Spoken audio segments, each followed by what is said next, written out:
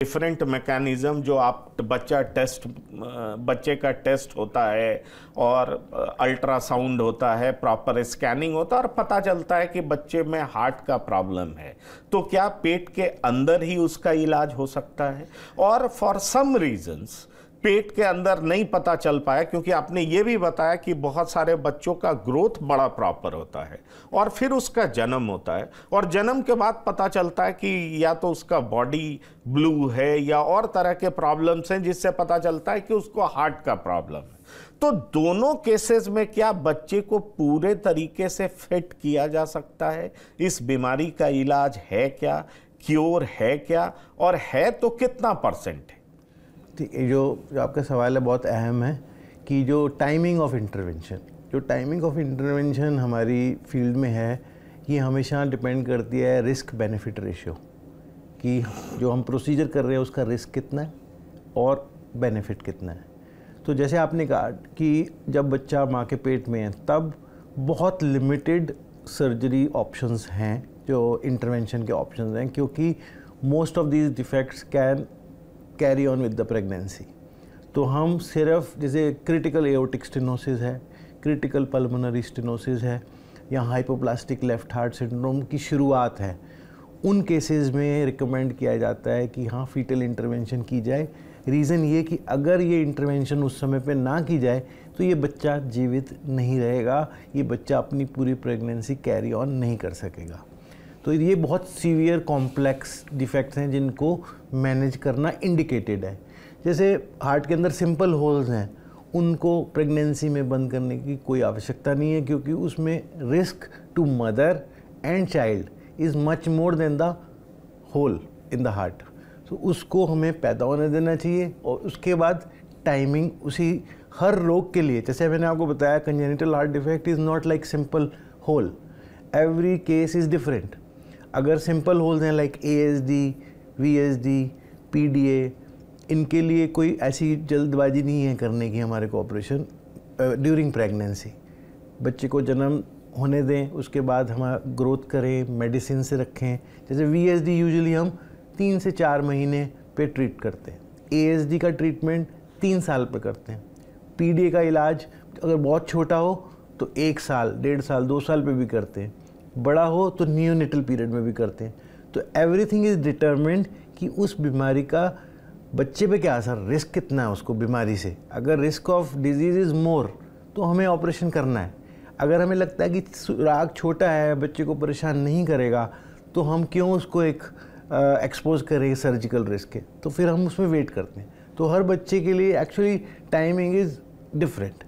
Large VSD usually जैसे मैंने कहा 3 से 4 महीने पे उसको हम ट्रीट करते हैं।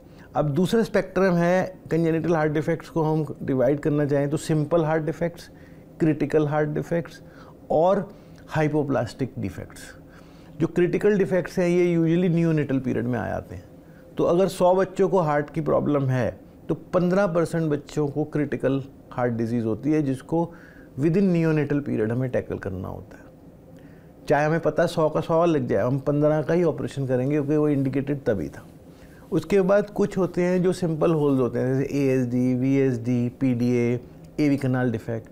ये usually one time repair surgery, मतलब अगर सर्जरी हो गई तो इनकी life as good as normal है।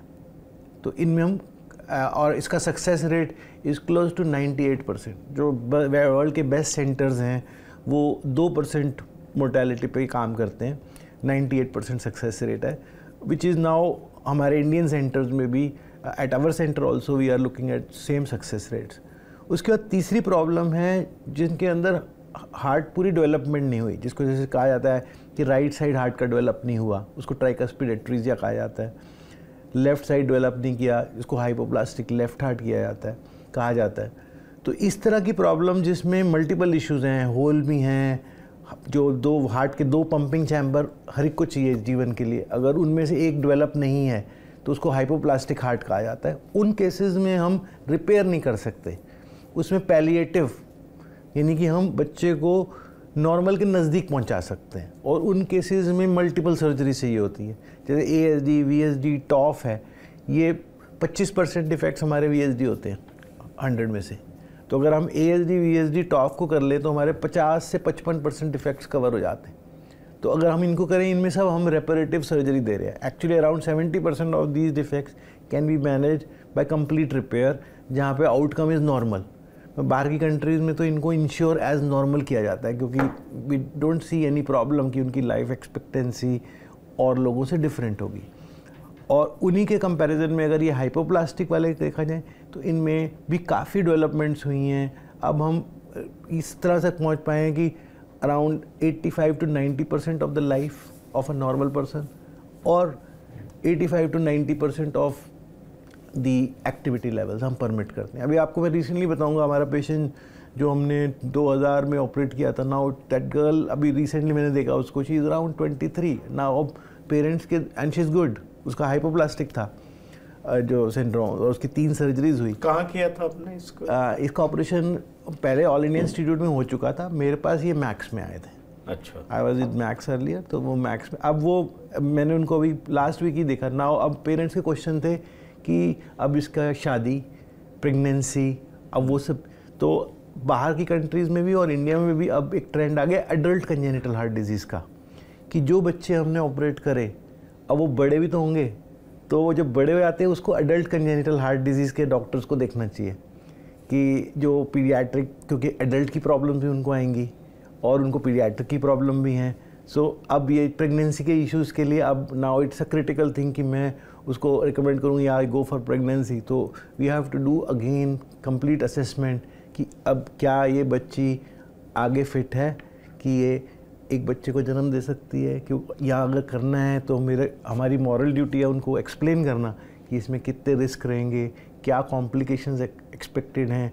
And it has to be, मतलब हम गायनेकोलॉजिस्ट से बात करें, then also counselling the parents of the child that these things should be disclose to the husband side that ये बच्चे को हार्ट का प्रॉब्लम था, तो so that they know, otherwise the child will have problem of disease also and psychological problems also adapting to a new family। तो ये सब चीज़ें जैसे अब जैसे जैसे ये बच्चे बढ़ रहे हैं, पॉपुलेशन काफ़ी ह्यूज हो गई है एडल्ट कंजेनिटल हार्ट डिफेक्ट्स की, तो उनमें से जो ये स्पेशली जो सिंपल रिपेयर डिफेक्ट्स हैं वो हमारे पास कम आते हैं, क्योंकि अब वो बिल्कुल ठीक है।